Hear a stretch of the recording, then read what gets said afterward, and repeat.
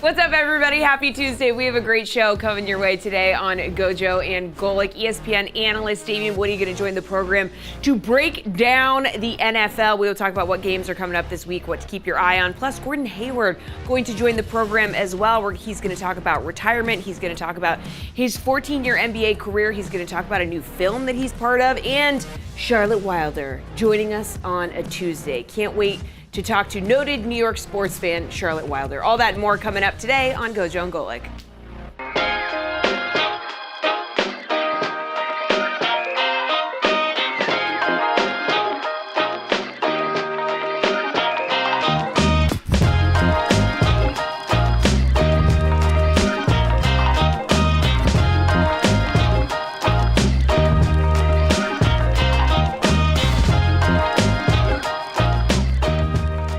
What's up, everybody? Welcome to GoJo and Golic. Mike Golic Jr., Mike Golic Sr., Jesse Cofield here. We got a great show for everybody, as always. Download, subscribe, rate, and review the thing. Leave us a 5-star rating and check us out live Monday through Friday from 8 to 10 a.m. Eastern on the DraftKings Network.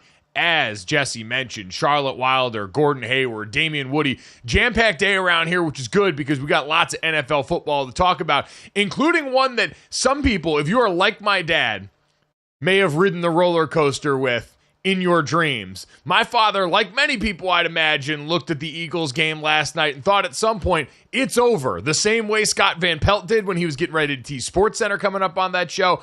Oh yeah, this is looking like an Eagles victory right now. And then it's gone. And all of a sudden, Dad, we get a Kirk Cousins, primetime Kirk Cousins, with a drive to win it all to help the Atlanta Falcons do a 22-21 victory last night after many people had left them for dead. Dad, just an absolute backbreaker if you're an Eagles fan or anyone on that staff to ride the ultimate wave at the end of this game. Your team gets the ball with a chance to close it out on your terms. There's a minute and 46 seconds left, and Nick Sirianni dials up the same pass that you threw to Saquon Barkley for a touchdown earlier in the game. And Saquon Barkley is open in the flat, and Jalen Hurts delivers the throw, and it bounces right off his fingertips. Dad, what'd you make of that final sequence, the decision to throw by the Eagles, and ultimately that defense giving up that final drive to Kirk? I mean, listen, we're going to sit here and talk about analytics of what they should have done. Maybe we can have analytics on the fourth down play after they miss that, where they kick the field goal first. But I had listen. The play was going to work. The play was going to work. It was the perfect call. It was the quick rollout. If Saquon's there, throw it. If not, you can run it. You have the option to run it to make the first down. Atlanta's got no timeout. You basically have iced the game. The play would have worked. So I don't want to hear any talk of they should have run the ball there. This play should have worked. It hit him right in the hands. It's the perfect play for that particular moment because Atlanta at that point had no timeouts to work with, so they needed help from the Eagles to stop the clock at that juncture. But, Dad, those plays in the waning moments, when you've got a chance to put the game on ice yourself, the Eagles could have gone down there and I believe gotten a first down still at that point before scoring. But even if not, even if you're setting it up for a fourth and short to go score, one of the best plays that you can call in my mind with a mobile quarterback is get him out on the edge, give him an easy pass option that if it's not there and you've got a veteran quarterback, the coaching point is, hey, you take the sack, you take off and run, you do whatever to keep the clock running, provided that the easy pass is not there. And in this case, the easy pass was right there for them. So not only do I like the decision, I love the call in particular. I know we forget that a lot in these discussion of critical down and distance plays, but Dad, that was the perfect call for that moment as well. It was 3rd and 3. It would have been a first down. Would have been ball game. There we go. I mean, that was it. They could have knelt on the ball. They could have. The game was over. The game was over. So I don't want to hear anything that they should have run the ball on 3rd down. The play was there. If you want to get into a discussion, you can get into the discussion on should they have kicked the field goal or should they have gone for it on 4th and 3. That at least is a more legitimate. I'm fine with them kicking because I understand when you're up 6 and the other team has to go for a touchdown, they'll be more aggressive in going for a touchdown and not just having to go for a field goal. But you also have to take the game into consideration. Atlanta had kicked 3 field goals in this game. Atlanta had gotten the ball to the 21-yard line, had to kick a field goal. The 4-yard line had to kick a field goal. The 16-yard line had to kick a field goal. They were struggling in the red zone, and the Eagles' defense was playing pretty well in the red zone. They did give up 1 touchdown in the third quarter, but for the most part, it was field goals that Atlanta had. So this wasn't a 35-32 game where it was touchdown back and forth, where you're like going, uh-oh, team with the ball last is going to score another touchdown and win the game. This is a low-scoring game. So I have no problem with Philly going up 6 and needing to force a touchdown, of which the 4 scoring drives Atlanta had, 3 of them ended up in a field goal, and one of them was only one was a touchdown. So I don't have a problem with them kicking the field goal there and going up 6. Yeah, I still think that going for the touchdown there, though, is one of the analytics decisions, because we talk about fourth down stuff all the time in a lot of different instances in the game. But this one in particular, you mentioned it, and I saw Seth Walder, who writes about analytics over at ESPN, mention that at that point, you are incentivizing the Atlanta Falcons to go be more aggressive than a team that knows, hey, if we've got a field goal in our hip pocket that can help tie this and get us to overtime, should the Eagles go for it on fourth down and miss that touchdown, now you have a team that might not be as pedal to the metal as Atlanta was. Because, Dad, that final drive was atypical for what we had seen from Kirk Cousins in that offense the entire night. You're absolutely right. But it was also a situation, and I heard Peyton Manning and Eli and Matt Ryan, who were on the Manning cast, talking about this. Hey, 2 minutes great when you're in a team in a new offense and trying to get settled in things, because you're going to your bread and butter day one install concepts in the pass game that you know cold like the back of your hand. You're not thinking as much, and all of that got the Falcons into that mode. And, Dad, I think just as important for the Eagles, what were they doing? Prevent defense. Prevent to prevent a touchdown, not to prevent a field goal. Their safeties were back deep. There was tons of room underneath there. And with a pass rush that, hey, all those $51 million for Bryce Huff later and 0 pressures through 2 weeks, the Eagles' pass rush, especially on the edge, had nothing for this Falcons offensive line the entire night. Now, listen, I get it. But still, this is on the defense. This is on Vic Fangio and the defense. You know what? I get you played prevent and you gave up consecutive passes of 21 and 26 yards to Darnell Mooney, but that's on the defense. I'm sorry. You have to play that side of the ball. You have to know that this team, Atlanta, went for 1 touchdown in the game and 3 field goals, and now your defense has to stop them from getting into the end zone. I don't care if they know they have to be more aggressive. So what? So what? You got a defense out there. Stop them. Don't let them get into the end zone. Getting into and because they would have played back even if they needed a field goal. The game would have gone to overtime because the way Atlanta moved the ball. Right, you would have gone to overtime. You wouldn't have lost. Well, yeah, but still, I'm taking my chance of stopping a team from getting into the end zone. You have to have an Atlanta team that scored 1 touchdown. And I'd rather take my chance of having our team that's 4 yards from the end zone get in the end zone and finish and on our term. And I get this is defensive player, offensive player. Like, I would rather finish the ball with the pen in our hands if I'm this Eagles offense. And with that in mind, it could have changed the play calling a little bit, where you had been as successful as Atlanta had been rushing the ball all night. Quite honestly, both teams made me want to pull my hair out in terms of red zone play calling sometimes, where you've got these offenses that are both Saquon Barkley, Bijan Robinson, both toting the rock the entire night, and yet neither of them can buy a carry inside the red zone or inside the 10-yard line. I agree with that. What I disagree with, does analytics take into consideration the low-scoring game, or is it blind to that? And I say that in baseball strategy with analytics. Is it a high-scoring game, a low-scoring game? Football, a high-scoring game, a low-scoring game? Again, if this was a team trading touchdowns, I definitely would have gone for it, knowing that the other team was had been getting a lot of touchdowns during the game, but they hadn't. They had 1 touchdown. They got into the end zone 1 time in their 9 drives and kicked 3 field goals because they came up short in the red zone. I'm sorry. I have no problem trusting my defense there. None. Yeah, and I think that the Eagles should have gone for the touchdown in that spot. So we will disagree at that point, especially with where the Eagles were with how much time was left in that game. But either way, Dad, it puts them in a tough spot now, coming off a night where we had seen no A.J. Brown for them, and we got the report from Lisa Salters ahead of that game that A.J. Brown told her he's apparently expected to miss, quote, a couple of weeks with an injured hamstring that popped up on Friday, getting a little tight in practice, according to his head coach, Nick Sirianni. So he was ruled out during the weekend for that game. And I think you saw some of the effects for the offense, Dad. Now, passing-wise, Devonta Smith unsurprisingly led the team in receptions and yards with 7 for 76. But you saw with Jalen Hurts, a lot of his rushing yards, Dad, came on scrambles, where he was patting the ball and holding the ball for a long time in the pocket, a.k.a. there wasn't a lot open for the Philadelphia Eagles downfield against, we know, one of the better safety tandems in the NFL, certainly making the middle of the field a difficult prospect. We saw Jesse Bates with that interception to ice the game on that last drive where Philly had another chance after all of the stuff we talked about was all said and done. But for Jalen Hurts, he's got the highest average time to throw in the NFL right now. He's got the highest percentage of throws where he's holding onto the ball for 4+ seconds. And so for Philadelphia, that was the concern is, hey, outside of those top two at receiver, do you have a lot of guys capable of getting open within the body of the play for your quarterback? And thankfully last night, we got shades of the old Jalen Hurts. Like if you're doing the positive negative for Philadelphia, is you saw Jalen Hurts look comfortable and healthy as a part of your rushing attack in a way that you didn't for the back half of last season. The negative is it wasn't enough. Your passing game wasn't as prolific, and defensively, you couldn't get a pass rush the entire night. Kirk Cousins was pressured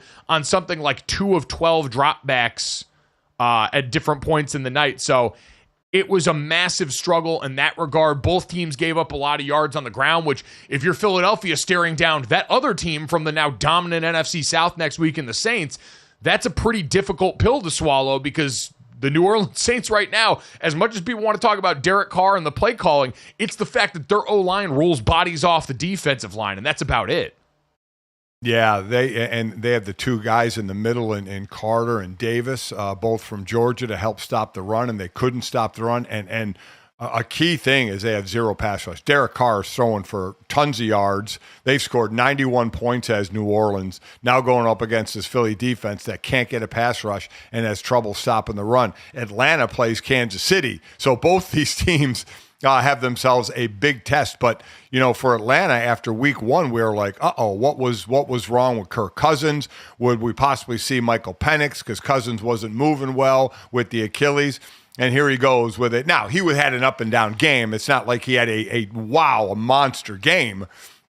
They had 15 points with a minute 30-some left in the game. So he had kind of an up-and-down game, but he was money when it counted.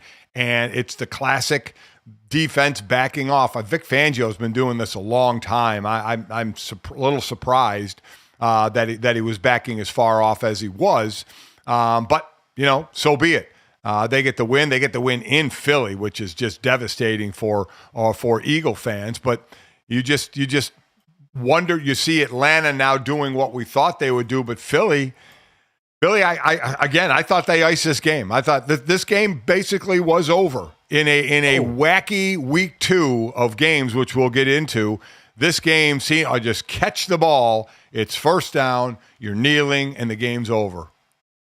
I think it was ESPN's win probability model had the Eagles with a 97.6 probability of winning going into that final drive for the Falcons, the highest win probability in a loss so far this season, and the 4th time since last year where the Eagles had a lead in the final 2 minutes of a game. Yeah. 3 of those had come since week 15 of last year, when obviously the Eagles were in the middle of an epic pants pooping in the back half of last season. So unfortunately, Saquon Barkley's night spoiled there. Dad, for the Atlanta Falcons, Kirk Cousins looked a lot better in this game. There was so much talk of him not looking healthy in game 1. The amount of pistol that offense used for Atlanta. This game, the majority of it, Kirk Cousins spent in the shotgun. There was some under center mixed in there as well, but he looked a lot more comfortable. And surprise, surprise, the Atlanta Falcons offensive line not having to block TJ Watt every play makes a huge difference in how good they looked going out there and giving Bijan Robinson plenty. I was amazed by this, Dad. Bijan Robinson was the first running back for the Atlanta Falcons to go over 100 scrimmage yards since 2011 for that team. Unbelievable. Yeah, it really is amazing. So You wonder where Atlanta goes from here. You see the issues that the Eagles have in stopping the run, and getting a pass rush is just going to be a devastating thing for them unless they can dial up some pressure. And does the pressure have to come from blitzes and your man down in the secondary? So they have issues to look at, like we talked about their defense with the issues they had last year. But you wonder if Atlanta will start to roll a little bit. And then how about, man, oh man, just the little mistakes. Drake London gets the touchdown that ties the game, right? And then he gets the unsportsmanlike conduct celebration. So now it's a 48-yard extra point.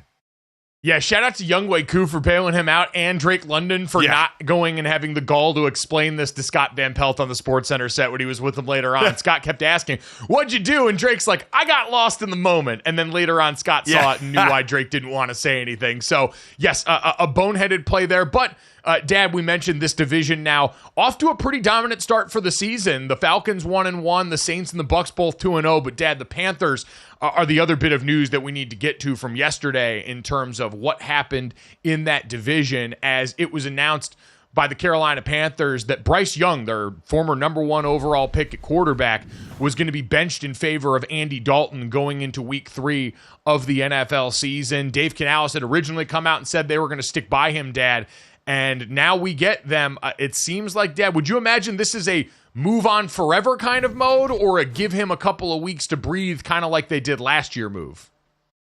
I think it's a give him a chance to breathe, because Andy Dalton's not your future. But I understand the move, because you have to be accountable to the other 52 guys on the active roster, right? And go for the win. And while, listen, they've done Bryce Young no favors with the talent they have around them. They basically have been stripped on the defensive side of the ball, and then injury cost them. They don't have a lot of talent on the offensive side of the ball, so it's not like Bryce has a lot to work with. And when David Tepper, and he was talked to in this, of the quick trigger that he has. But I definitely think, or I understand the move from the team aspect of not losing this locker room 2 weeks in, of a coach not trying everything he can to pull this team out of the doldrums that they're in. And if that's starting a wily vet in Andy Dalton and letting your youngster sit, I understand it. But I do think and I guess it all depends on what Andy Dalton does. This team still, Andy Dalton doesn't have weapons to throw to. So, I don't expect much difference. No, I don't think this is about the here and now, Dad. I think this is the signal that the Panthers pretty much know at this point Bryce Young is not going to be their quarterback next year. And so they've got to do something to try and send a message, not only to the locker room, but also maybe preserve him as a trade asset. There's a lot of people that looked at the Miami Dolphins quarterback situation right now with Tua and said, is this a guy that could come down there and operate that offense in a pinch if things went awry there? Bryce Young didn't complete a single pass of over 10 air yards in this game. And while it didn't look like an abject disaster, Dad, it looked like a quarterback that has zero confidence in his ability to do anything other than throw it outside and short. And that we know is a product and a carryover from last year, and something that they thought, hey, we're going to add all these weapons. We're going to pay all this money to the offensive line up front. And none of it has taken root so far. And we know, I know they're selling this as a coaching decision, but it's hard not to look at David Tepper in the background and wonder how much of his fingerprints are all over this. And I have a feeling, based on what you talked about, that defense looking exactly like what they paid for after they stripped it down for parts, that this Carolina front office has an understanding that they're probably getting ready for the number 1 pick in the 2025 draft and to turn the page for their franchise once again.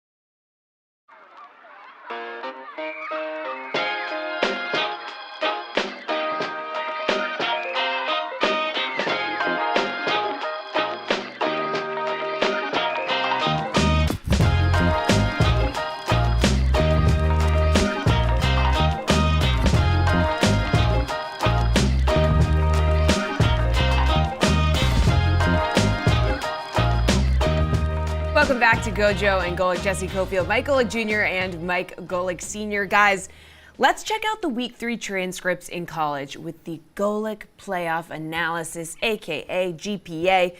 So we had some massive blowouts by Heisman favorites. Now Tennessee and Miami, not necessarily strong opponents, but Oregon and Alabama had decisive wins over Power 5 teams. Bulldogs, on the other hand, we saw them squeak by Kentucky. Carson Beck's odds did drop, but big games for the rest of the top quarterbacks. So let's hand out some grades here, okay? Which quarterback tops your Week 3 report card? What do we think, fellas?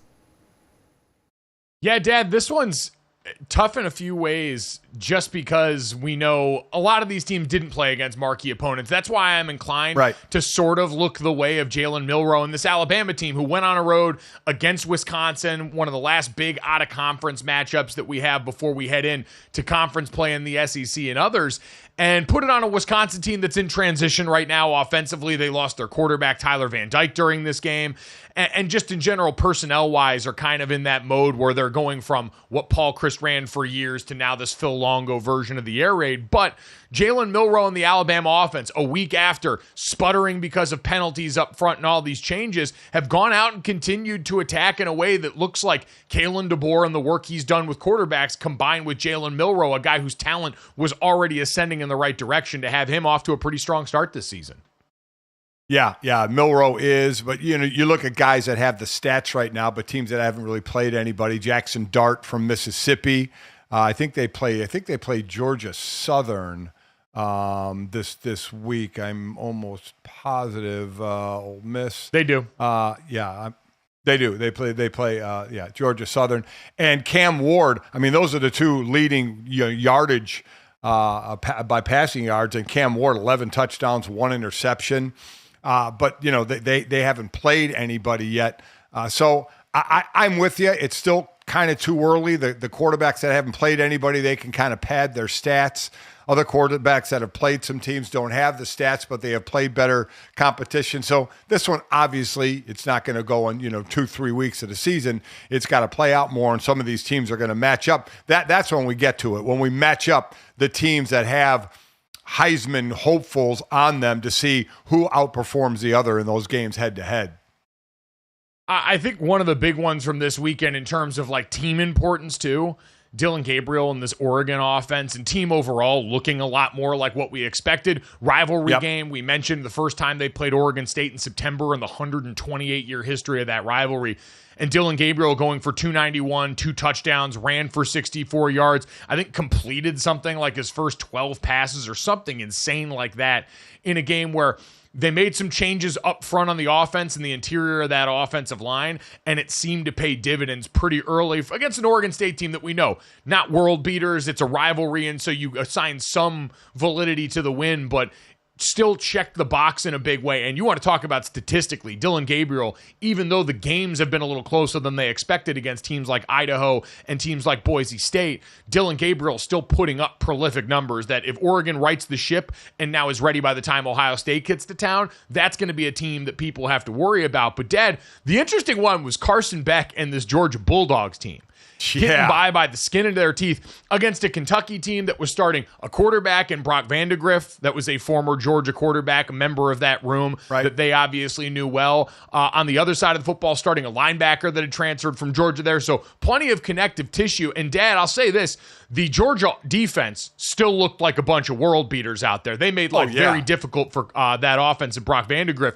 It was the Georgia offense looked sloppy, out of sorts, a lot of balls on the mat, and a lot of just miscommunication amongst a team that didn't look as engaged as they needed to be against a physical Kentucky defense. Carson Beck finished 15 of 24 for 160 yards, and now they get jumped by Texas in the polls, which quite honestly, Dad, totally understand. Texas handled business while their starting quarterback got injured, which we'll talk about.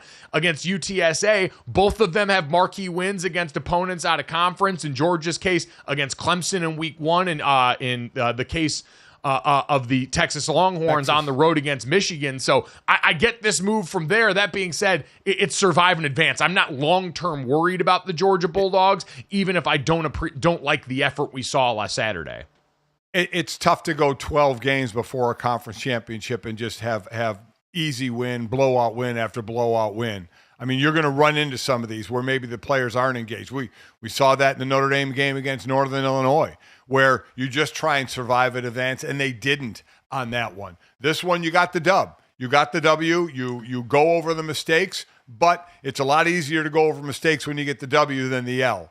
And I don't worry. I knew the poll would flip, that Texas would be on number 1, but that's meaningless right now. Absolutely meaningless. And Georgia pulled out the win. That's all that matters. It is. Survive and advance are the 3 words that matter.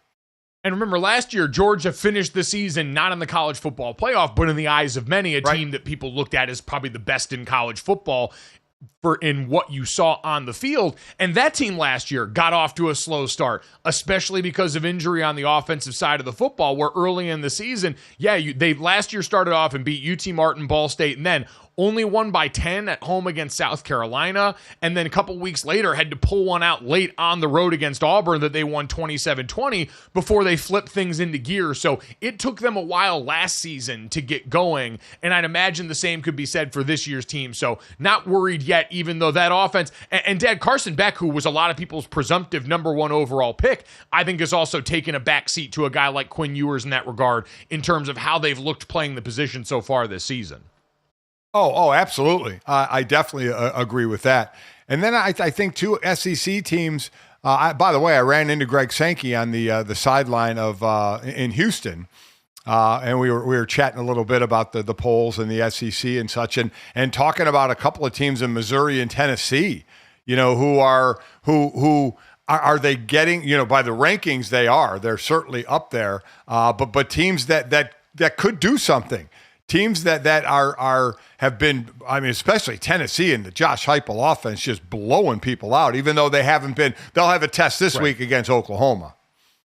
Yeah, that's what people are waiting for. We want Tennessee to play someone right now because we've seen the offense do this in the past, and we want to see if they can do it against competition more built to try and stop that. So, interesting results for both of those sides there.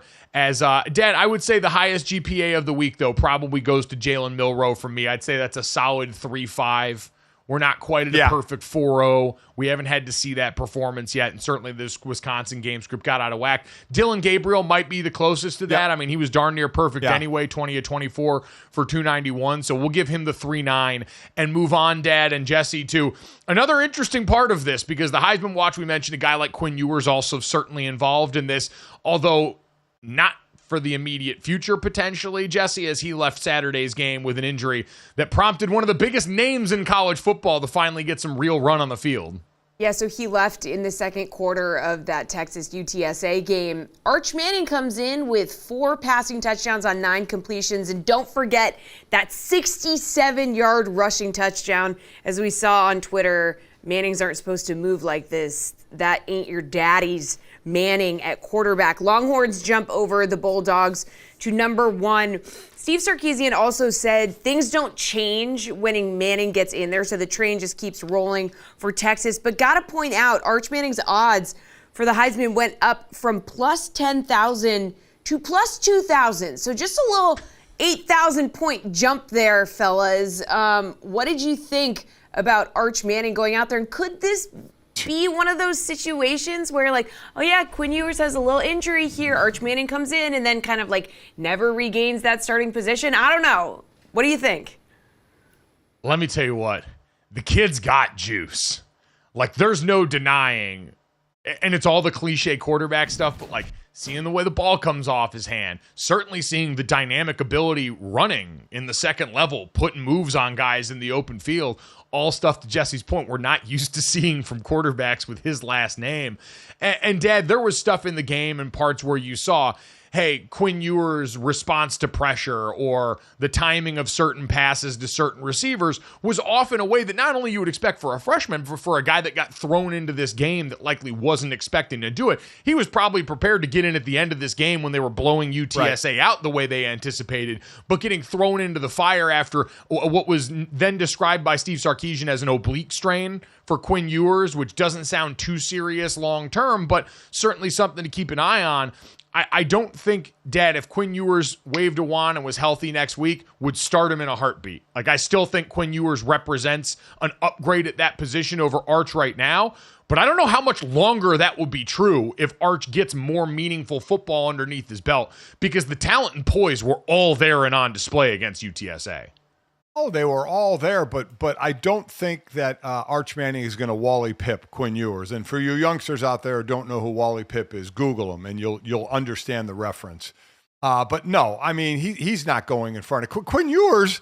Is completed over 73% of his passes, 8 touchdowns, 2 interceptions. I mean, he's the leader of this team now. The fall off is barely anything when Arch Manning goes in, but not to the point where you're saying, hey, Quinn, take your time. Even if you're maybe healthy, we're going to start Arch. We're no way, shape, or form are you in that position. Now you have to wait and see how long Quinn Ewers is out. I mean, the way I look at it, instead of talking about, are they going to bench Quinn Ewers for Arch Manning if he's healthy, the answer there is no. The answer is, that to me, it's the fact that Texas is stoked at quarterback. I mean, yes.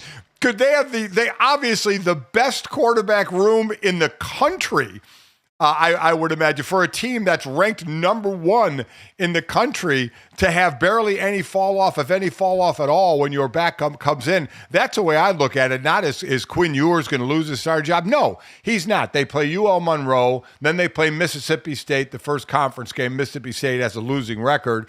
And then they have a bye before they take on Oklahoma. And then after Oklahoma, it's Oklahoma, Georgia, back-to-back. Yeah. So they're going to want Quinn Ewers while they'll have faith in Arch Manning. Quinn Ewers is a starting quarterback, and they're going to want him healthy for that. I'm with you, Dad. It's an embarrassment of riches at the position. You go along with who I think is the best offensive play caller in the sport right now. They've got a ton of weapons, and it was against UTSA. To your point, though, this is more about they can afford to, if they need to, sit Quinn Ewers and let Arch go and handle these next couple of games while you get ready for what really is that one flashpoint in your schedule where you've got a couple of those difficult games in a row that are going to decide just how high this flies this season. But Texas has looked like the best team in football so far. And while Quinn Ewers, again, I think still better in a lot of ways, it's not a noticeable enough difference from the outside for you to do anything other than feel really excited about the future of the Longhorns at that particular spot. Dad, quickly finishing it off with some GPAs for some teams down on the opposite of things. Man, unless you are the Miami Hurricanes, it is a real bad time to be a team in South Florida or anywhere in Florida right now, as Florida and Florida State both suffer really tough losses this weekend now, Dad. And while Mike Norvell's got a fresh new contract that is going to keep him around for plenty of time, it's getting late early for Billy Napier and his Florida Gators tenure after this just complete no-show against Texas A&M and a backup quarterback during a rain delay. Yeah, I think Billy Napier's in a lot of trouble. I think he's definitely in a lot of trouble for the amount of home games, for all games he's lost, but home games that he's lost as well. Mike Norvell, like I said, coming off the extension, coming off the year they had last year where they should have been, or the talk of should have been in the playoff picture. They just made a lot of roster moves, and they have not paid off. They lost players. They brought back players. They didn't hit on the quarterback coming in, and that's the chance you take. Again, we had 43 different starting quarterbacks in the Power 4 conferences that changed teams and were starters, and this one just didn't work. And Florida State, I believe, became one of the first teams in the country to have their under on the win total officially hit. The over-under set at 9.5 for Florida State and the Seminoles, who now own losses to Georgia Tech, Boston College, and to the team that Mike Norvell came from and coached prior in the Memphis Tigers, who are one of the better teams in the group of five, but still not the kind of loss you want on your resume. Even if you are going to stick around there for a while, Dad, the signal that this is going to send to others, recruits, we already saw that happen against Miami.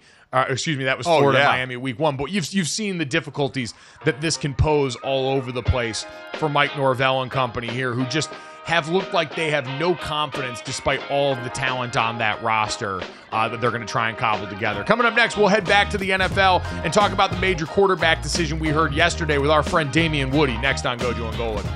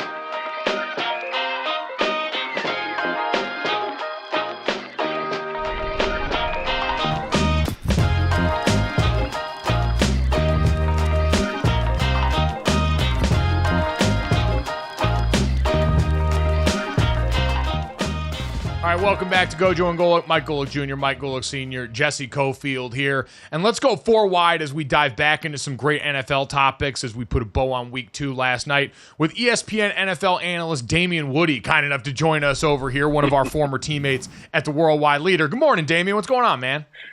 Good morning, fellas. How you guys doing? We're doing well, good, man. Well. We got no complaints. We got week 2 in the books and plenty to react to here. And let's start with the most recent stuff we saw on Monday Night Football last night. Primetime Kirk Cousins actually shows up and helps the Falcons get a 22-21 win. What surprised you most about what you saw at the end of that game between Philly and Atlanta? Yeah, I'm surprised that, the pass that Saquon Barkley dropped, I'm surprised they actually ran that play. I mean, think about just time management from that perspective. You go out there, you drop the pass, your Saquon Barkley. The clock stops.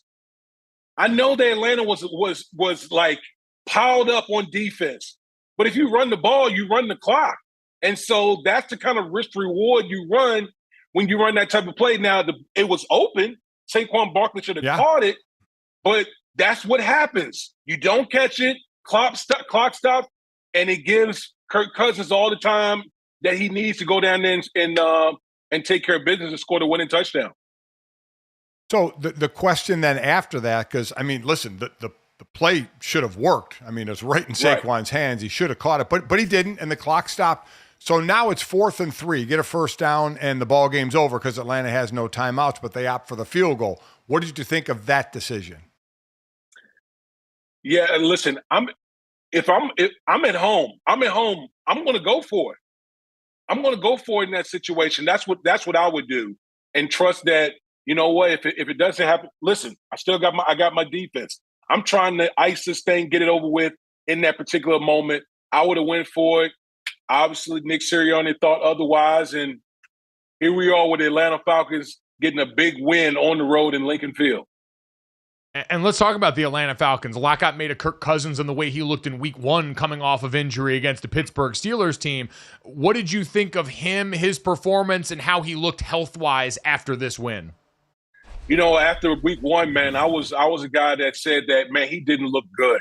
Like the Achilles looked like it's still bothering him because every play against the Pittsburgh Steelers, he was either in shotgun or in a pistol formation.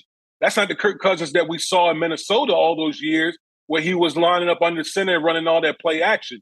He looked much better last night against the Philadelphia Eagles. You saw him under center. You saw him kind of maneuver around just a little bit more. So I still think he's still dealing with the Achilles, but he did look much better. But I can tell you what really looked good.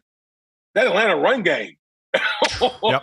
That Atlanta run game, boy, did they manhandle that Philly front, which was kind of surprising. The Philly got some big boys on that defensive line, but Atlanta's offensive line, for people out there that don't watch the Falcons, they have one of the best offensive lines in the National Football League, and they showed it last night. Boy, they do. And that NFC South all of a sudden could look like multiple teams jumping into the playoffs, even though it's early. We always thought, it'd be just one team. And for Philly, couldn't stop the run, have zero pass rush. They have some things that they need to work out. How about more surprising at 0-2, Baltimore or Cincinnati? It's definitely Baltimore. Baltimore hasn't been 0-2 since 2015. That is very surprising to see the Baltimore Ravens at that point.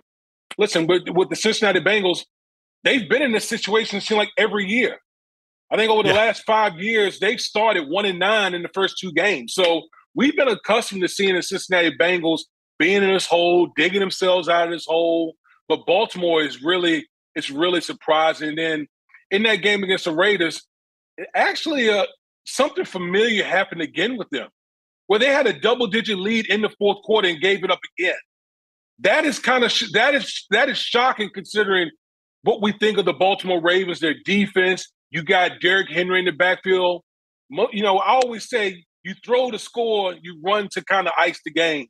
And they, once again, couldn't ice the game against the Raiders.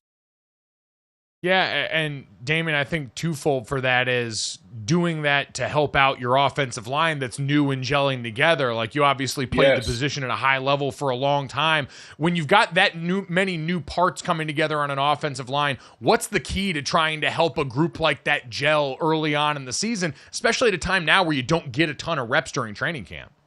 Yeah, you bring up a good point, because coming into the season, I think a lot of people thought this Ravens offensive line was going to be an issue. I think they had to replace 3 new starters on their offensive line, and they're still taking some time to gel. I think the ultimate X factor is Lamar Jackson, right? Like, Lamar Jackson can cancel out a lot of problems that you have up front because of his playmaking ability. So I think more design runs by Lamar Jackson, him using his legs. We saw it in week 1. Lamar Jackson had counted for 400 yards of offense by himself against the Kansas City Chiefs. I think you need to see more of that until this offensive line kind of, starts stabilizing itself. So those are surprise teams to the bad, except for Cincinnati, because they have the sample size that shows they're horrible in the first 2 weeks. How about to the good, 2-0 teams, Chargers, Seahawks, Vikings, Bucks, Saints? Which one out of that is like, wow, didn't see that coming? Wow. I would probably say the Saints. Like, for me, watching Clint Kubiak, the new offensive coordinator, the son of Gary Kubiak, boy, that offense is cooking. You're talking about, the staple of that whole tree, the Shanahan tree, is obviously the run game, marrying the run game to play action pass. Well, you're seeing it being executed at a high level with the New Orleans Saints. The way they're able to run the football. Alvin Kamara has run around, over, through the Dallas Cowboys in that game. And when you're able to run the ball, it sets up everything. And Derek Carr looks confident. He's protected. And like the Saints, to me, that has to be the surprise 2-0 team. Maybe Minnesota, actually. I forgot about Sam Darnold. My guy Sam Darnold. How about that? Sam Darnold, man. Like, I've always said with Sam Darnold, there's a reason why you get picked number 3 overall in 2018 draft. Like, the dude has talent. His whole problem was turnovers. He did it at USC. He was doing it most of his career. But now he's in a situation, he's being coached by Kevin O'Connell, who I think most people will agree is one of the best play callers that we have in our league. He has a plethora of weapons. Okay, he has a ton of weapons. I think the most impressive thing so far, especially last game against the 49ers, he didn't have Jordan Addison, no TJ Hawkinson, and still was able to perform at a high level against that San Francisco 49ers defense. I've been very impressed with Sam Darnold. It's been an incredible reclamation project there for him. You mentioned the Saints. They've put up 91 points through the first 2 games, the second most in franchise history, behind only that 2009 Saints team that did some pretty incredible things on the way to a Super Bowl win for them. But then for Sam Darnold, you're right, former top pick who had a couple of stops under the Wanderers belt, most recently San Francisco, and now is able to find, potentially success again here in this new environment. Damien, do you think there's any chance of that for Bryce Young? Announced that he's going to be benched going into week 3. Doesn't seem to spell a good sign for his future with the Panthers. Do you think this is it for him in Carolina? And if so, do you think he can have success somewhere else in a different environment? This is tough, man. This is so disappointing. And I've always said more organizations find ways to ruin guys' career. They do, just through ownership, culture, coaching. They just ruin these guys' career. And I think Bryce Young is listen, he's still got a lot of career ahead of him.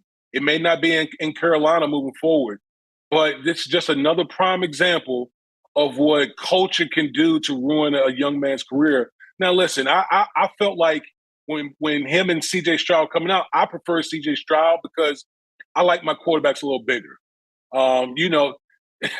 You guys know this is a big man's league, okay? And we know that Bryce Young is talented, but ultimately at the end of the day, it's a big man's league. But again, I just look at this Carolina situation. Dave Canales was brought in as the quarterback whisperer. The work he had done with Geno Smith, the work he had done with Baker Mayfield, he was brought in to basically to bring this guy along, and you pulled the plug in 2 games? Like, you don't make that move without ownership signing off. And again, that's why I point to ownership as being how these guys get ruined, as far as the quarterback position is concerned. Well, I mean, absolutely. I mean, David Tepper's got the quickest trigger finger there is. Especially on coaches. So, and even Canales said he talked to multiple people about this decision. Tepper was one of them. Let's go to what a quarterback was benched, and then a quarterback who's looking now to get back on the field. Tua said he is not thinking about retiring, and the Miami not looking to put him on IR. So, what's your thoughts on that whole situation? Yeah, like for me, I don't even think about like the football aspect. You guys know we're we're a brotherhood. We're a fraternity, and the first thing I think of first and foremost is health long term.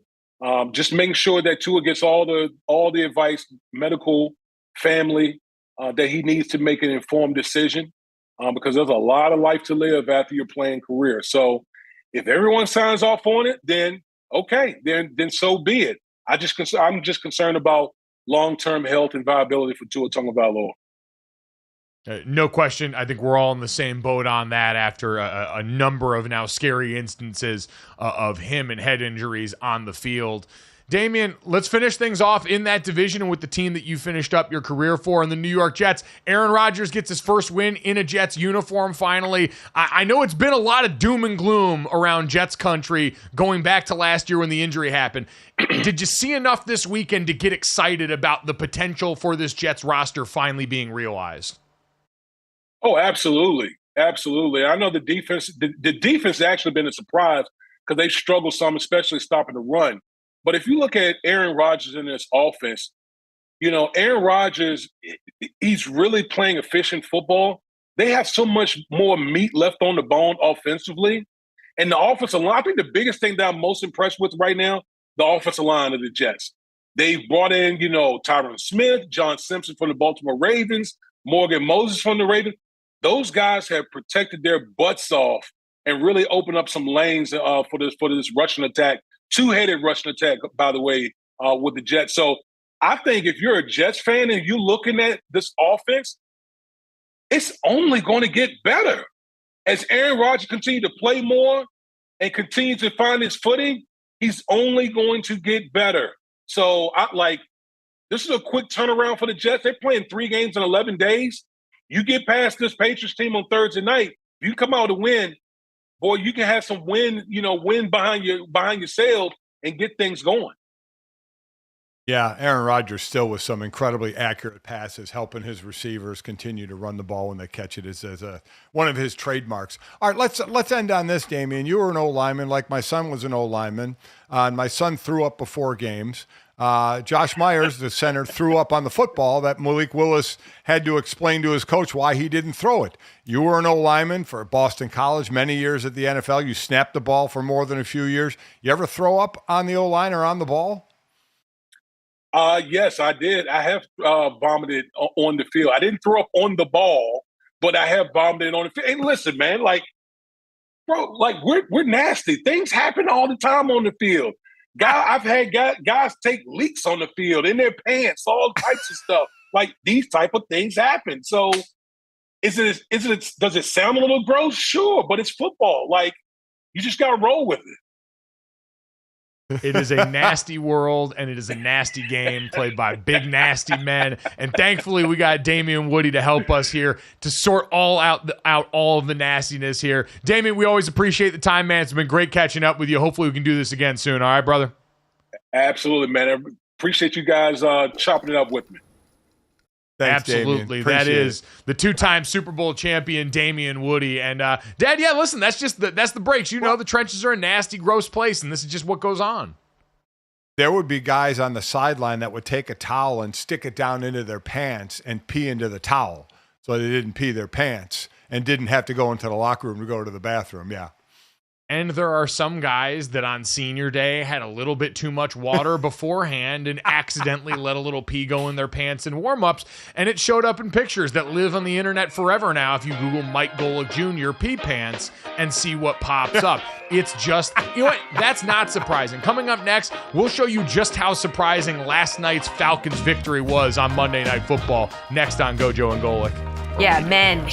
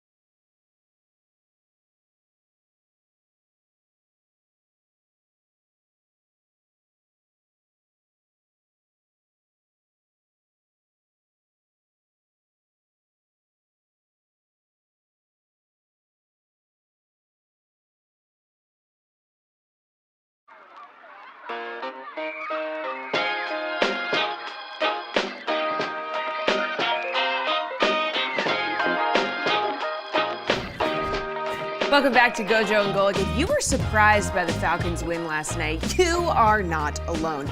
Check out the betting splits for this one, okay? So over 85% of the handle came in on the Eagles for money line and the spread. Just a huge win for the book last night. But we're right back at it Thursday for Patriots and Jets, and we are back at it on GoJo and Golic. So coming up next, guys, Charlotte Wilder joining us for the next hour. She'll help us break down more of Week 2 in the NFL, but also recently retired NBA All-Star Gordon Hayward. He has a film distribution company he's going to tell us about, and we'll talk a little bit about his decision to hang up his jersey. Also, we're going to talk about cereal. All that and more coming up in hour 2.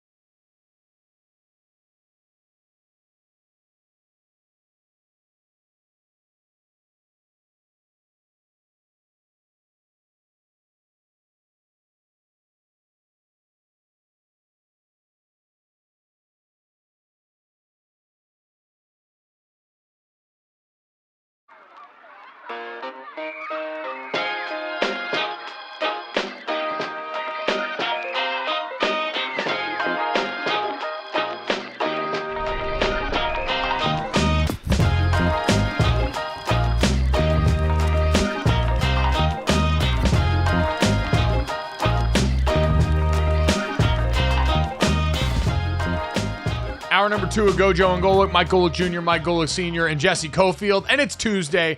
It's hour number 2. That can only mean one thing.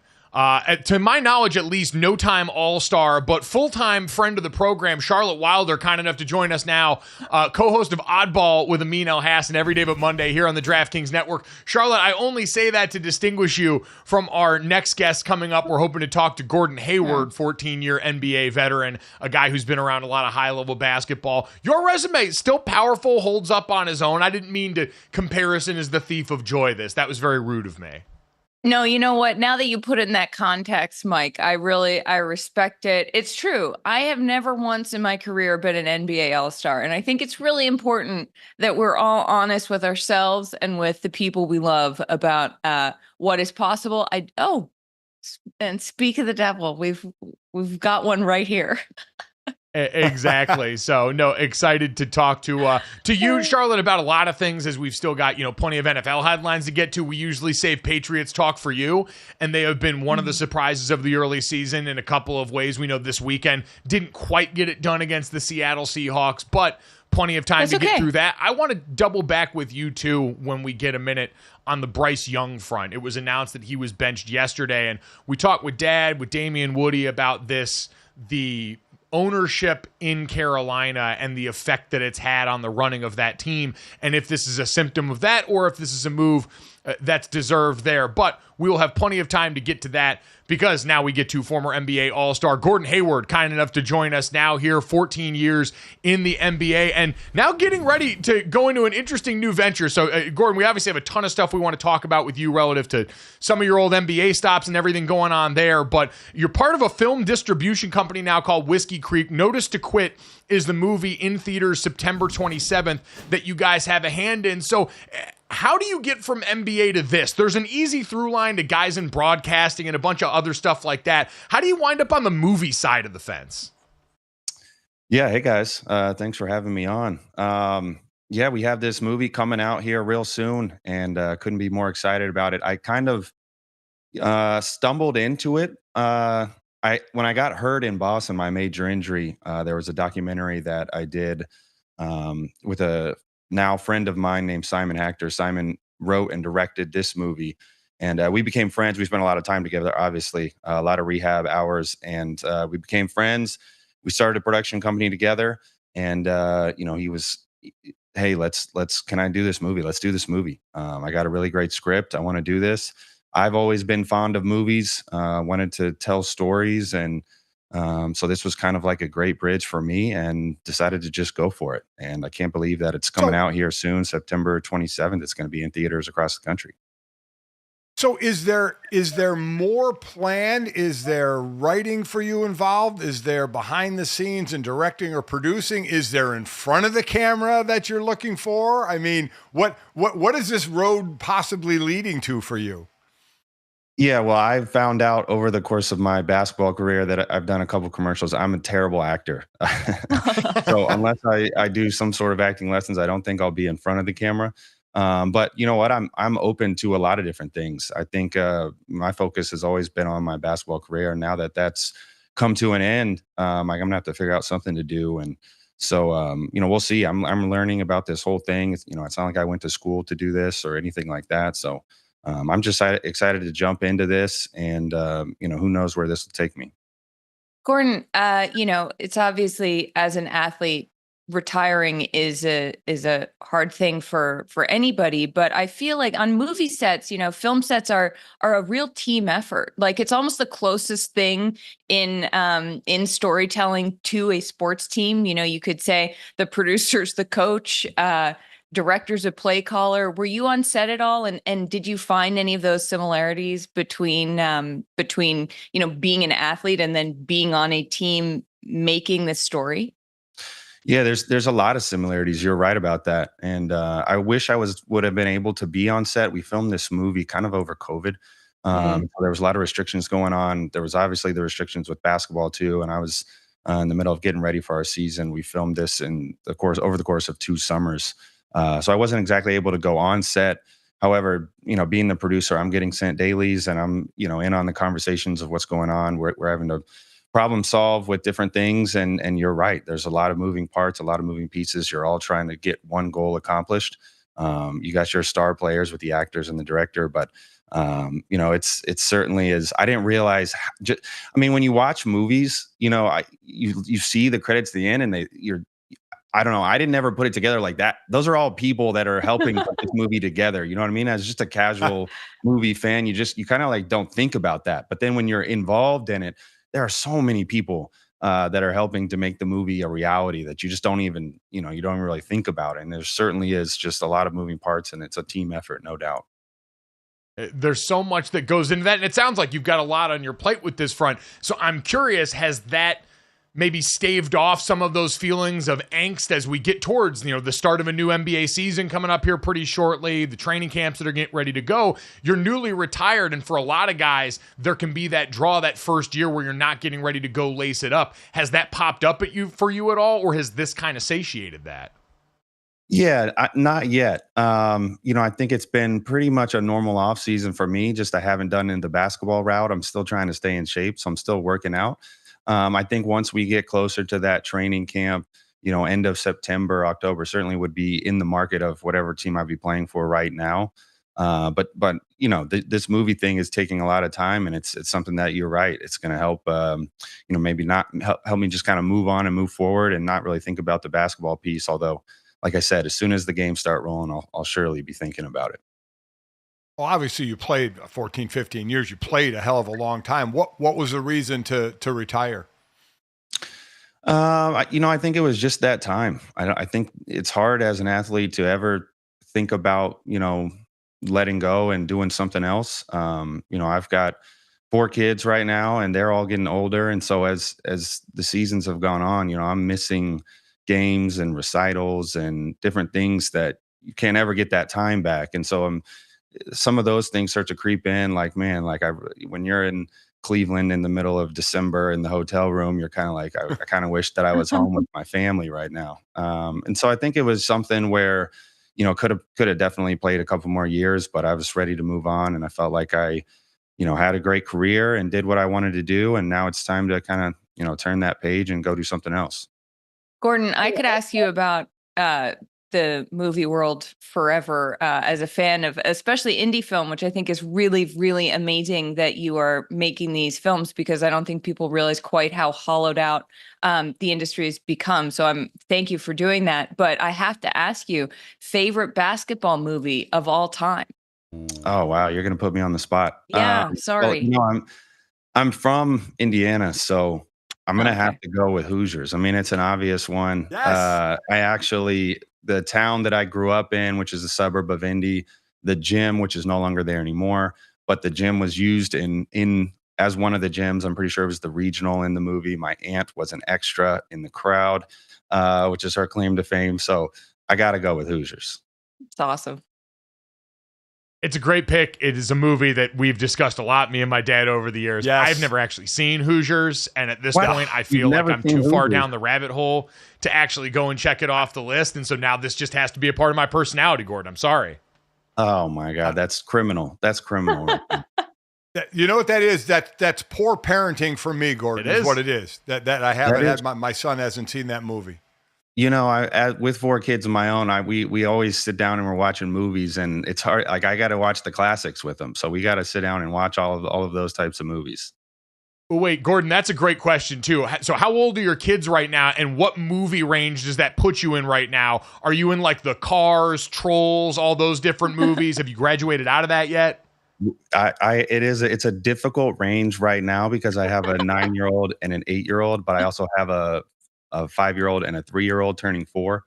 And the first 3 are girls too. And so the last one's a boy. So I'm also like kind of trying to balance, like, all right, we're watching a girl movie, but all right, let's watch some boy movie now. We can't always be watching girl stuff. So my younger ones want to watch cartoons. The older ones are sick of the cartoons. They want to watch some, they're trying to push they're trying to get into the PG-13 range and all that type of stuff. So it's a little bit of an argument and a discussion every time we watch. It's incredible how that just continue with. Yeah, that will continue with just different kinds of movies as they get older, till you tell them they can't watch a certain movie. Got to certainly talk to you about some basketball. Let's start with your time in Boston. So much made with the 2 stars there, Tatum and Brown, about their relationship and whose team it is, and they finally got over the hump and won the title. Talk about their relationship in your years in Boston. Sure. I mean, I wish we would have been able to win a title when I was in Boston. We certainly had all the talent when I was there.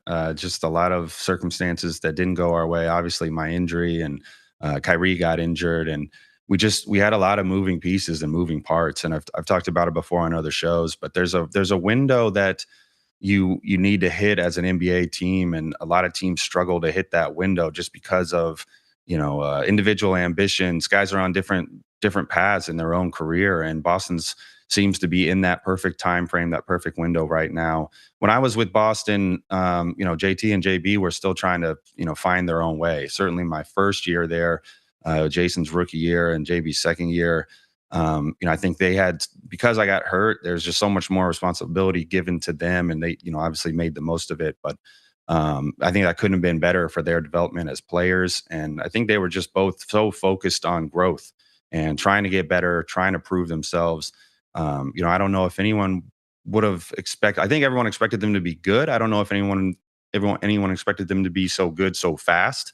Because right out of the gate, that first year I was in Boston, I think they went to the Eastern Conference Finals and gave Cleveland a run for their money and had a chance to win, which was so unexpected for such young players with so much responsibility in the playoffs.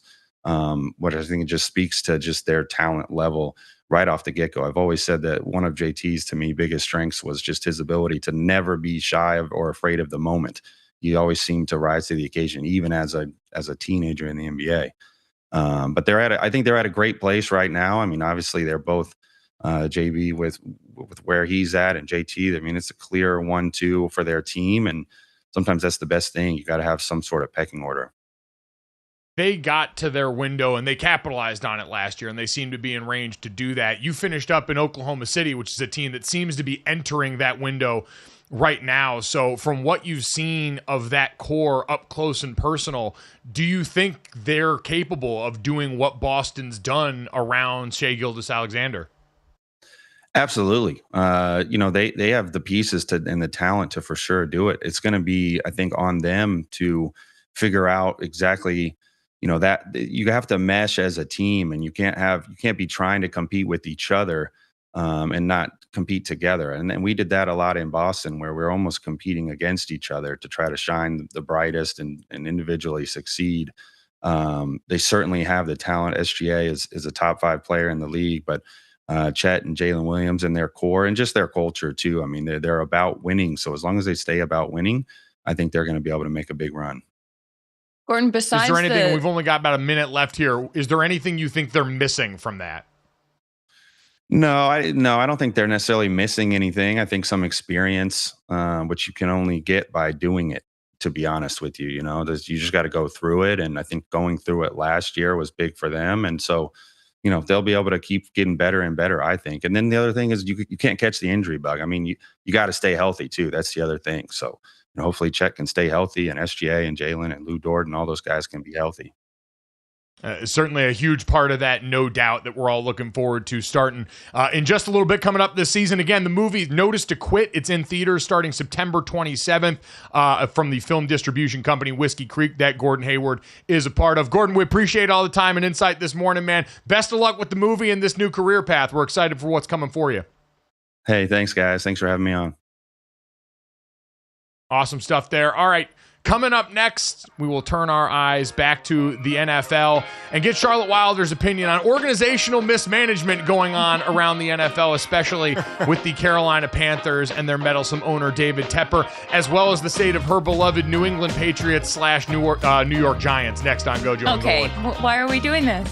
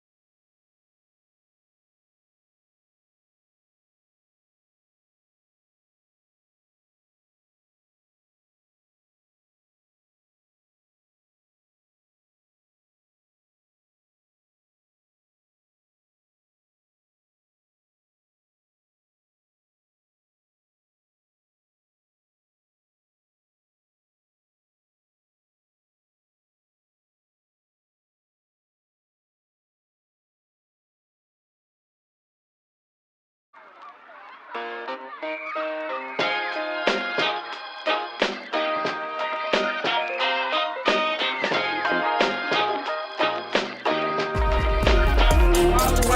on Tuesday.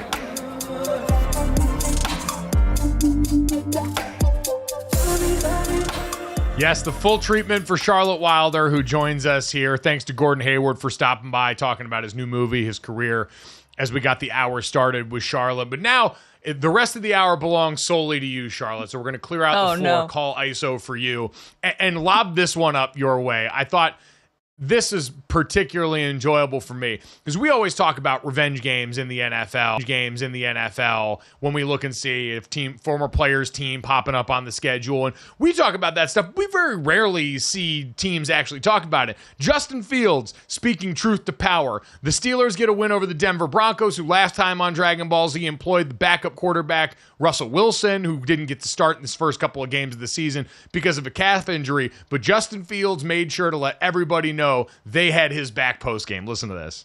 I mean, I think we all know Russ did dirty last year, so I know he wished he could have played today in this game, but it's awesome, getting a win for him. He got a petty game ball, so yeah, it's great getting a dub for Russ for sure.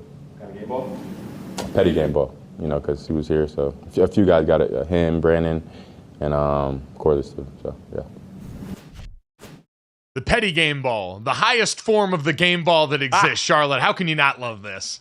Did you guys, is this a thing? Like, are you aware of the petty game ball, or is this a Mike Tomlin in Pittsburgh special?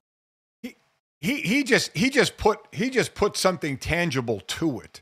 Okay. The game ball, but there's the pettiness of, and I've said, even if it's an amicable split from a team and you go back to play that team, there's still something. But a higher percentage of the times it's not amicable when you leave a team and then you go back and play that team that you want some revenge. You want to show, hey, you shouldn't have gotten rid of me. You shouldn't have asked me for a pay cut. You shouldn't have done whatever. So the pettiness has always been there in an intangible way. Mike Tomlin, in the way Mike Tomlin does it, just made it very tangible. I just love how upfront Fields was about that. It was almost as though he was speaking from a place of someone who might be looking for a petty game ball himself. Yes. Steelers Bears wise. I mean, I think that's though. Seeing Russell Wilson on the sideline, like in full pads, did he do that? Did he do that this week as well, or Yeah, he did, right? Yeah, that's his thing. It's almost like it was made for him. Here's a guy who's willing to just like be out there dressed, even though he knows he's not going to play. And Mike Tomlin's like, you know what? We have to throw this guy a bone because we got to give him the petty game ball. We have to make him feel good about beating the team that he was no longer on because he's fully dressed, guys. I don't know. There's something about it. It all feels like it goes together really well, given the personalities involved. Mike, he's the starter, right? I mean, even when Russ comes back healthy, Justin Fields is the starter, correct? I mean, I think we're past you don't lose unless there's a massive difference of the starter that got hurt and he comes back like a Puka Nacua or, Isaiah Pacheco, you come back and you have your job. I don't think Russell Wilson gets his job when he's healthy. Do you? No, not automatically. If Justin Fields plays poorly enough in a game or two stretch, I could absolutely see them giving him a quick hook if they think Russ is healthy enough to go. But no, this is a situation now where the team has got somewhat of an identity with Justin on offense that they're working through right now. And to try and forsake that to get a quarterback who's coming off an injury that could pop up again would be malpractice for them. So yeah, no, totally with you. This is Justin Fields right now. But this is kind of an interesting situation of personalities because Russell Wilson was brought in here and was told he was the starter all offseason. It's got to be difficult for him walking out and seeing the team that helped in part tank his career reputation over the last 2 years come in there and having his teammates have his back like that. Justin Fields is the total opposite end of the spectrum where he is not as media trained at all as Russell Wilson. He's naturally a little bit more cooler, seems a lot more normal in the locker room. And so having him come out and say the quiet part very loud, like, we wanted to go get a win for Russ against that team in the way that he got done last year is the perfect foil to Russell Wilson, who speaks in nothing but sellable quotes that he could later on monetize. It's also, I would argue, Justin Fields telling us how he is going to be as a leader. And here's the Steelers team unbeaten. Fields has been playing, fine, well. He's not making the mistakes that you wouldn't want to see from him. And I think for him to come out and say, hey, Russ, I see you basically. And I'm not shying away from the fact that you're here. It's not like a reluctance to talk about what's going on. And he's kind of saying like, I publicly have your back too. And I think that that's kind of saying something to the rest of the locker room, Mike. Yeah, I think it's good leadership practice from two guys that were in a situation we don't see very often in the modern NFL, Dad, where a team comes in with two veteran guys like this. Usually you get some combination of veteran and rookie. You can get some of the friction like we have in Atlanta with Kirk Cousins, who's brought over here for all this money for them to draft a guy at 8 overall in the first round and have to work with that. But for two guys at a similar career crossroads in Justin Fields and Russell Wilson, albeit one much older than the other, you don't get this much. And so to see this cohesion publicly between the two is a good sign of the health of that room. And quite honestly, unsurprising given the fact that Mike Tomlin's at the helm of this team, who's one of the most emotionally intelligent head coaches in the NFL. Yeah, bottom line, they're 2-0 in a division that has losses in it with Cincinnati and Baltimore. We'll get to both being 0-2. But Charlotte, I want to get to another team that while they're not 2-0, is a bit of a surprise. We had New England down there with Carolina as one of the worst teams in the league. They beat Cincinnati in week 1, certainly had a winnable game in overtime at home against Seattle. What do you think of your Patriots coming out of the gate? I mean, I'm so thrilled. Like, it's one of those things where no matter what happens next, they have already exceeded my expectations. And I think that speaking of leadership, I mean, what Gerard Mayo is doing and just looking at him on the sidelines, the body language, the lack of panic that is displayed at all times, which, as much as coaches aren't usually like visibly panicking on the sidelines, you can see the clenched jaw. There are telltale signs. And I think it's fun to watch. And that for me, the Patriots for the past 4 years were not fun to watch. It was really painful. And I think now, even with the kind of play that they're doing, where Jacoby Brissett is basically handing the ball off, and they are just trying to play smart, very no mistakes football because they have a pretty simple game plan. It's really fun because they're not messing it up. And we had them when we talked about that preseason ranking. We had them down there with the Giants, and I think there's sure, they didn't win last week, but there is a marked difference between the Patriots and the Giants and the Panthers. Yeah. And that in and of itself, guys, no matter what else happens, for me to look forward to watching games is in and of itself a huge win. Yeah, Charlotte, I think that's a huge part. I was sitting around taking stock the other day of like things that we feel like after 2 weeks in the NFL we know, and things that are still sort of up in the air. And one of the things I came back to is there's a conversation about who the worst team in the league is, and it doesn't involve the New England Patriots because they still have a defense that's the identity of that football program. Offensively, they're able to go out there and run the ball. Now, pass protecting, still a bit of an issue for this team, and coming up against the Jets, certainly going to get tested, no doubt, but you've had guys like Keon White really come on that defensive line, replacing and trying to offset that loss of a guy like Matthew Judon. And so there are things to get excited about for a team that certainly is not going to be a contender this year. But Charlotte, and it is interesting to see the way you and I wonder how other Patriots fans over the last couple of years have now reset expectations coming off of the greatest 2-decade run in the history of the sport. I know. I mean, I heard myself say that like it hasn't been fun for the past 4 years. And I was like, it's been longer. I mean, really since the 6 years, like since 2008, since the last Super Bowl, like time passes by. And I think COVID sort of made everything feel a little wonky time-wise. But I feel like now on the other side of it, I'm shocked at how quickly as a fan your brain can reset to be like, oh, this isn't fun. Like honestly watching the Chiefs, I was on Sunday, I was like, man, this is how I used to feel about watching the Patriots, which is that you give Patrick Mahomes the ball with 43 seconds left, and like they're going to win. And that confidence is a crazy thing to have as a fan. That is not normal. That is not normal. I laughed my ass off at that, Charlotte, only because I don't know if you guys watched the Manning cast last night on Monday Night Football, but they were talking about that last drive from the Atlanta Falcons getting ready to go for the 2-minute drive. And Peyton Manning, who had so many battles against Tom Brady in prime New England, is getting up there talking about, I know I sound crazy right now, but we want to take a little more time off the clock and not leave them that much. And Eli and Matt Ryan are both looking at him like he's crazy, and Peyton Manning's got all of this Tom Brady PTSD logged in his brain that doesn't allow him to go, yeah, Jalen Hurts is not Tom Brady, so we don't have to think like that on the other side. That's what your team did to people for so many years, and that's certainly what the Kansas City Chiefs do to teams now. Yes, and it is wild as a fan to experience that, guys. Like watching the Chiefs, and also just like all the recognizable players year after year, where even as a not a fan of the Chiefs, I'm like, oh, I know all of these guys, and I know probably also who they're dating. You know, like the dynasty element of it, I think is really fun because I was on the fun side of that. So I'm still.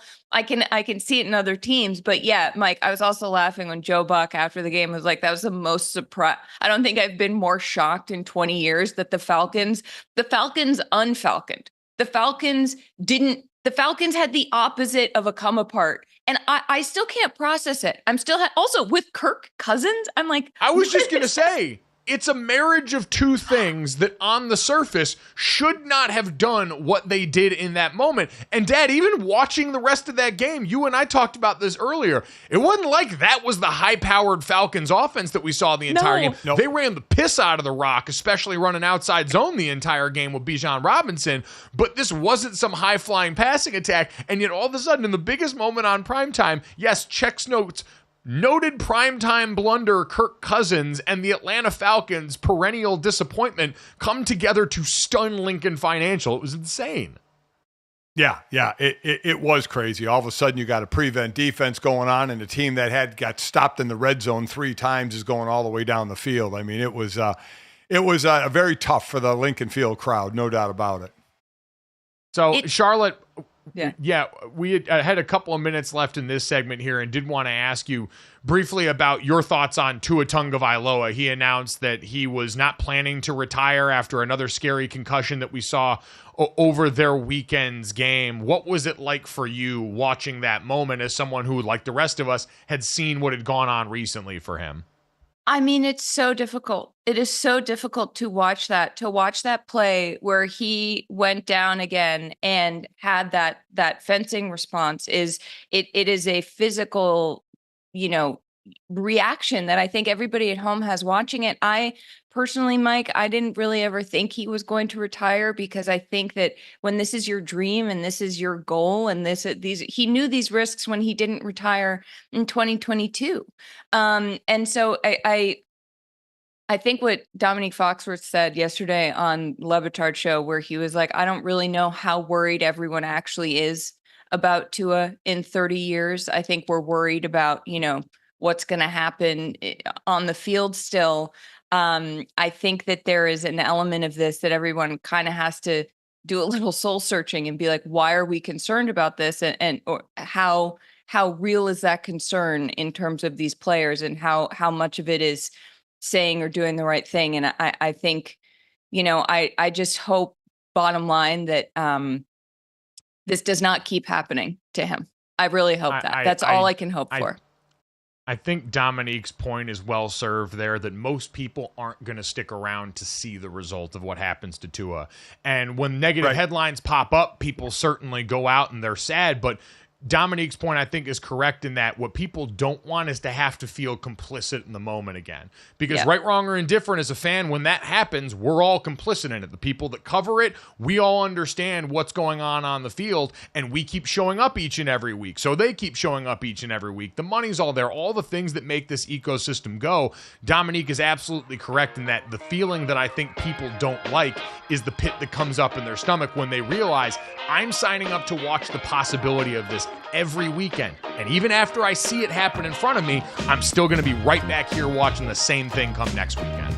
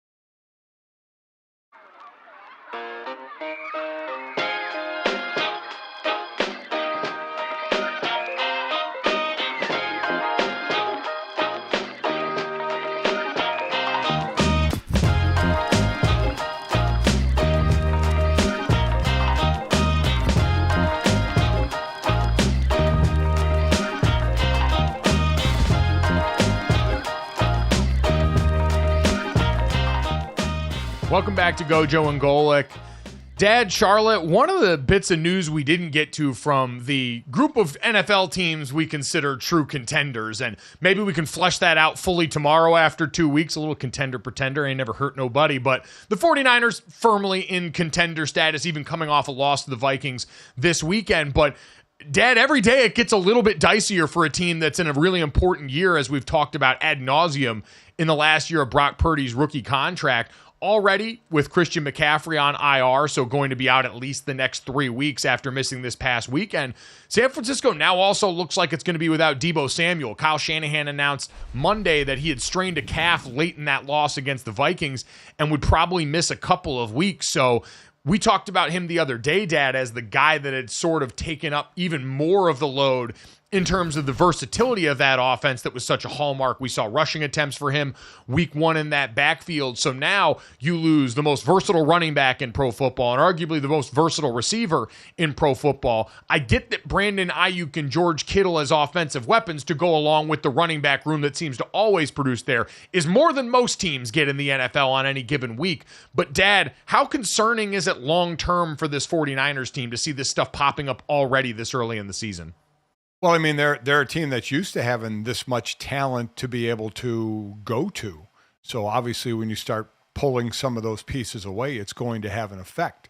As you mentioned, you know, the running back room with Jordan Mason, a couple 100-yard games, is still intact, but you lose the versatility of McCaffrey lining up in the slot and being a mismatch in the passing game. Certainly with Deebo and his toughness of going over the middle. And you had a couple other scares. Remember, Kittle went in the locker room. Luckily, it was only for an IV and dehydration. Bosa got his ankle rolled up. He left the game for a little bit, but he did come back, and he ended up having a couple of sacks. So they had not only a losing weekend, but a very scary weekend from an injury standpoint. But, yeah, when you're used to, Charlotte, when you're used to that talent level, that amount of talent, you start peeling the layers back, it starts to affect not only the play call, but the production. It's also, I mean, the margin for error becomes that much slimmer. And I think that that's what's scary for the 49ers right now, especially as a team with such high expectations. I mean, how many people were like, it's their year? And this is just so painful on top of the high late season losses that they've had, you know, in the past couple of years. I don't want to dredge up the trauma of that for fans because I know it's very real. I saw someone in the subway with a Chiefs 49ers Super Bowl hat on, and I was like, wow, that's a strong person to be able to wear that with a 49ers shirt on as well. But I think that for this team, it just means that they are going to have to be even more judicious and mistake-free because you don't have all of these wealth of options, Mike. Because if there were a team with more talent, I'm not sure which one that is. Yeah, I think the biggest concern for me here is just like you mentioned, Charlotte, that margin for error, because this is a team where the metric for success is a binary. It is we say Super Bowl or bust for a lot of teams. For the 49ers, that's all that's left with this current core and in this current version of the team. And Dad, I know I give you a lot of grief for it, but man, Christian McCaffrey and Deebo Samuel, two of your more dynamic weapons, both popping up with calf injuries this early in the season. And I get that's why you put McCaffrey on IR. You'd rather sacrifice a little bit in the early going and try and give him a chance at that rest. But he's still a running back that's getting up there a little bit more with an injury like this for two guys that it's not just, hey, they're not straight line burners. They're not plotters. These are guys that are required to give the team their best to be incredibly dynamic, multidimensional players. And now that you got this soft tissue on the books this early in the season, over the course of a long year, that scares me a little bit. They could still be a very good team, but it's rare. And I think the testament to this we saw this weekend, Dad, we know what a guy like Christian McCaffrey especially affords Kyle Shanahan as a play caller to do. Their scheme is one of the best offensively in the NFL. And you had that flipped the other way where Brock Purdy after this game is going up to Brian Flores on the other side, being like, that scheme was sick. This was one of the rare instances where we saw a defense seem more complex and present more than the 49ers offense does to other teams. And part of that can certainly be, hey, two of your more versatile pieces weren't available to you in the same ways they've been. And you try and preserve it. Like you said, you put CMC on IR to sit for 4 games, and you say, well, we'll just roll to the playoffs. Well, obviously we still think San Francisco can make the playoffs, but I mean, you have a Rams team who has been they're the mash unit of this season already. But Seattle's sitting there 2-0. And the Cardinals, just the week 2, I mean, just played out of their minds. So all of a sudden, you know, while you're resting players, if Cisco's still trying to get wins, I don't mean resting, I mean, you know, letting guys heal up to be 100%.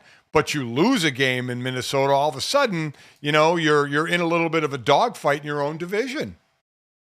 Every year, I feel like there's one team that everyone says, this is the year, this is the team to beat. And it's almost as soon as enough people agree on that, especially if that team, which is this year, the 49ers, had such a deep run last year, I start to get really nervous even before the season starts about, okay, is this real? Is this possible? Is this sustainable? And look, I hope that I'm wrong. I hope that this is sustainable. I hope these guys can come back, but it does I feel like every year there's that too good to be true team. And as of right now, at least, it feels like the Niners are a little bit in danger of being that team, Mike. I think there's a part of me that always wants to guard against too much reaction. And obviously, we know 2 games is not a sample size to overreact to, but anything from the first quarter of the season, because I've been on record of saying for a while, the first quarter of the season's become an extended preseason as we have devalued that part of the year as teams spend less time with their guys on the field in preseason games and practice overall. You have to work out a lot of the kinks live in the actual games, and the first quarter of the season seems to have been that sacrificial lamb, especially as we've continued to extend the playoffs, add games. I think that's only going to get more prevalent.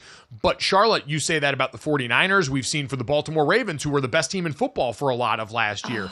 They've been a team that struggled a little bit out of the gate. Even the Kansas City Chiefs have looked remarkably human. All the talk we had, Dad, about, hey, this offense is going to start going deep again, Xavier Worthy and the Chiefs offensive line, like we saw last game. Hey, they had to bench their rookie left tackle at the end of that last game. Now, I didn't see, maybe that was because of an injury, but I saw the shots of Kingsley Suamataia on the sideline, and he looked healthy and just like a guy who had met Trey Hendrickson too often during that game and not had a great time with it. So even that team has looked slow out of the gates while we've had to readjust to teams like the Saints, teams like the Cardinals looking a lot better than we expect. And it's going to take a few weeks, I think, to recalibrate that. I'm still confident in the 49ers and the Chiefs being the two teams there when it's all said and done, but it certainly looked harder than I think a lot of us anticipated out of the gate. But I also think that a couple of, we always talked about the AFC being deeper than the NFC. Well, the NFC is showing some depth. They're showing some depth with Seattle, with Arizona, with New Orleans, with Tampa Bay. But Tampa Bay won the division last year. Atlanta pulling out that win. So while I am agreeing with you that I would still stay with the major teams, we see it every year. 4 or 5 teams that didn't make the playoffs. And we're early on in the year. I know it's early, but we're in position to see that again with some of these surprise teams. This is my favorite thing, though, guys, is that if we could predict everything, we wouldn't watch it. I get so excited early in the season about what are the teams that are going to come out of nowhere? Because no one saw the Bengals being in the Super Bowl.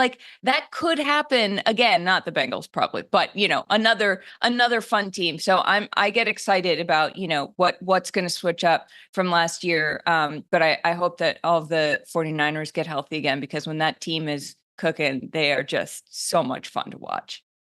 Yeah, listen, we hate when anyone gets injured and has to miss time, but I think as viewers of the game, if we're honest with ourselves, we hate it especially when it's a team as talented and as capable as San Francisco, who, when they are on top of their game, does the kind of stuff that very few teams are capable of.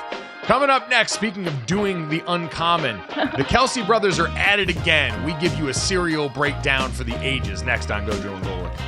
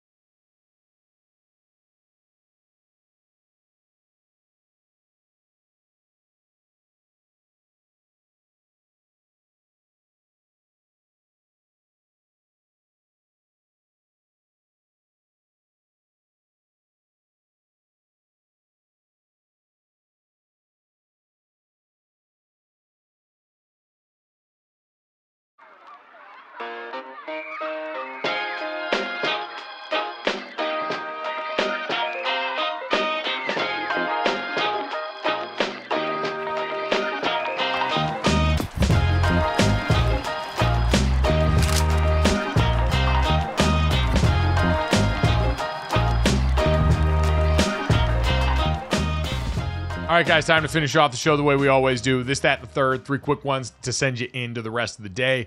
Make sure you download, subscribe, rate, review the show, leave us a 5-star rating, and check us out live Monday through Friday from 8 to 10 a.m. Eastern on the DraftKings Network, our YouTube channel. Tell a friend you can find us at Samsung TV Plus, the Roku channel, Zumo Play, Vizio Watch Free Plus, Google TV, Sling Free Stream, and the DraftKings Network. That's so many options. You can find us somewhere. There are very few excuses to miss us live. But if you do, or any of our great guests. And thank you to ESPN NFL analyst Damen Woody, former NBA All-Star Gordon Hayward, and our friend and the co-host of Oddball with Amin El-Hassan, Charlotte Wilder, for joining us today. You can catch those wherever you get our podcast or right here on YouTube as soon as we get done with the show.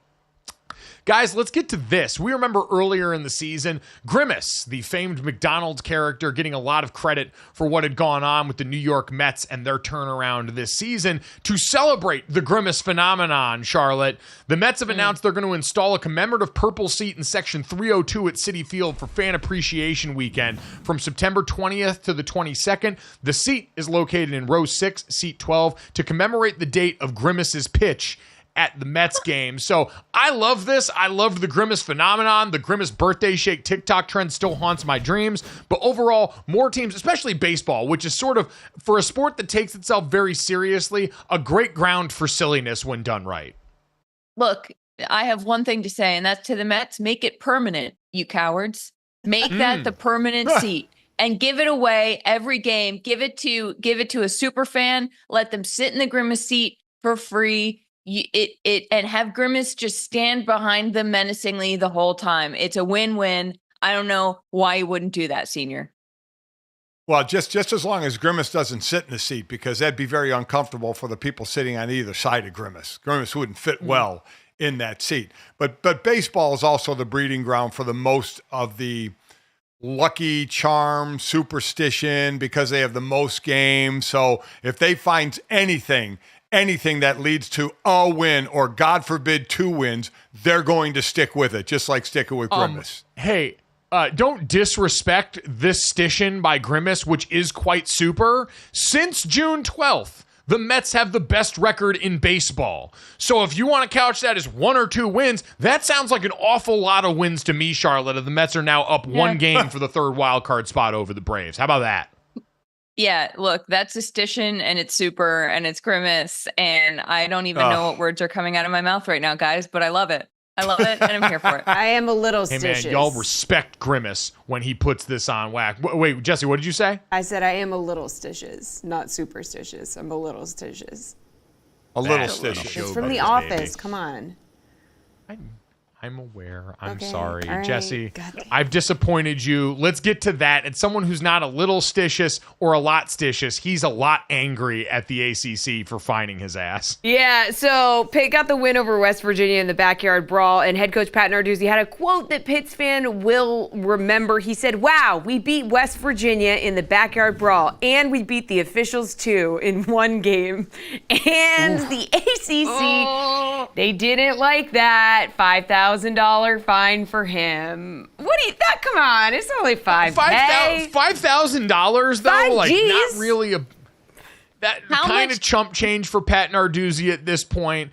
Pitt was penalized 12 times for 112 yards. West Virginia 7 times for 67. The backyard brawl, awesome every year. Pitt's been chaotic as a team this season already. And Pat Narduzzi loves his role as the grouchy guy and especially one of the old guard coaches of college football who railed against the portal and teams coming to raid his chest. So, Dad, I love this out of him. I mean, he's going to say whatever he wants, and $5,000 is not going to deter Pat Narduzzi from speaking his mind going forward. Quite honestly, that's a fine where I almost think the ACC agreed with him, but had to fine him to say, you know what, you said something against the officials, so we kind of have to do it. We'll just make it $5,000 on you and not too much because we kind of understand what you're saying. A $5,000 fine for a major college football program's head coach makes me think of in Arrested Development when, oh my God, I'm blanking on her name. Jessica Winter, the mom, she says, "How much could a banana cost, Michael? $10." It's like, how much could complaining about the refs cost? But also, Pat Narduzzi, like, just is the name of every Pitt coach going forward should be named Pat Narduzzi, because like that's the most appropriate college head coach name meeting that I'm aware of currently, which would also be a fun thing that we could talk about sometime. That is true. College coaches whose names are most befitting of their program. It's going to be hard to beat Pat Narduzzi on this front. I'll tell you one person who wasn't thrilled about this. Former Notre Dame men's basketball coach Mike Bray, who back in the day was fined for criticizing officials after a loss against Florida State. $20,000. Mike Bray went on Twitter yesterday and said the Pitt football coach gets $5,000 from the ACC for talking about the refs. Mine was $20,000, so he's looking for a little bit of kickback from the ACC off that one. Not understanding how one of the big time football schools gets all that love from these guys apparently on the fine front there. So congratulations to Pitt though in winning the backyard brawl. I'm sure if they need to, they can crowdsource that money to help Pat Narduzzi out in these uncertain times. Jesse, let's get to the third and the topic we've really all been looking forward to since you started your day off with a couple of heaping helpings of Frosted Flakes before the show. Yeah, so let's talk cereal, guys. The Kelsey Mix cereal has been released. The news of this dropped back in July. It is now finally available. So this cereal mix, it was a partnership with General Mills. It combines the brothers' top 3 favorite cereals: Cinnamon Toast Crunch, Lucky Charms, and Reese's Puffs. And we have this photo courtesy of GoJo, your mom, who she got this cereal. It's in the Golic household. And now if you could just zoom in on that that Cinnamon Toast Crunch on the top, that little guy, that little fella right there, you know what I'm talking about? That is the face that Taylor Swift makes every time she sees Travis Kelce's outfit that he's going to wear out in public.